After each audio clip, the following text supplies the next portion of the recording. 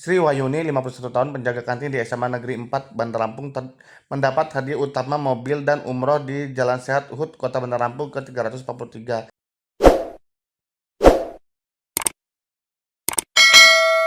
yang digelar di Tugu Adipura Minggu 29 Juni 2025. Warga Kupang Teba, Teluk Betung Utara datang bersama warga lainnya untuk mengikuti acara Jalan Sehat yang digelar Pemkot Bandar Lampung tersebut.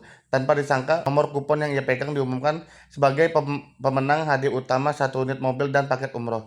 Semalam saya mimpi jalan-jalan, pagi ini datang berharap dapat motor, ternyata dapat mobil dan umroh. Pintu siswa kelas 2 SMA Negeri 1 Bandar Lampung mendapat rumah dari undian lengkap dengan paket umroh untuk sang ibu. Dalam acara Jalan Sehat Bandar Lampung ke-343 itu mengaku senang dengan hadiah yang diberikan pemerintah Kota Bandar Lampung saat dirinya ikut Jalan Sehat tersebut. Sri Wahyuni Sisdewati.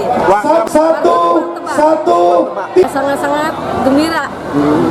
Nggak nyangka gitu. Sama tetangga sebelah. Nggak ada satu tadi dikasih jalan satu sama ibu. Ya sangat terima kasih sama dengan acara ini. Sangat-sangat membantu saya. Nanti saya usaha. Saya buka kantin. Kantin ibu ya? Kalau saya jalan-jalan.